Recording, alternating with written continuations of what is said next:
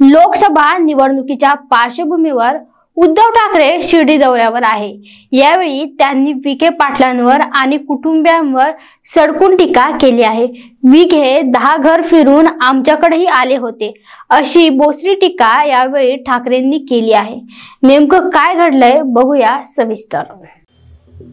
हे जे काही घराणं आहे हे 10 घर फिरलेलं आहे, आपल्याकडे सुद्धा आलं होतं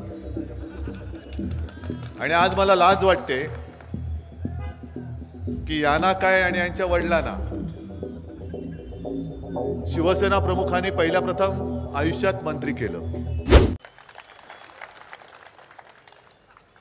साईबाबांनी जो मंत्र दिला, संजय आपण जो उल्लेख केला, श्रद्धा आणि सबुरी, हे जे काही घराणं आहे हे 10 घर फिरलेलं आहे, आपल्याकडे सुद्धा आलं होतं आणि आज मला लाज वाटते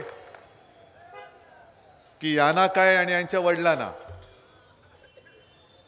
शिवसेना प्रमुखांनी पहिल्या प्रथम आयुष्यात मंत्री केलं, पण तेही ते विसरले।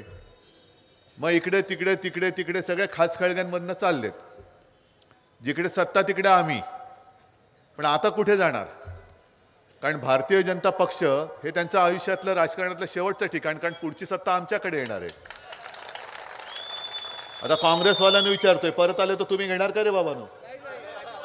काय हो ताई, काय हो? राष्ट्रवादीवाले असतील त्यांना विचारतोय, घेणार का हो?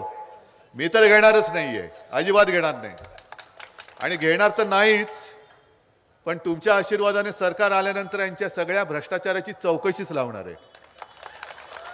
करून घ्या, तुम्हाला जे काय आज लुटमार करताय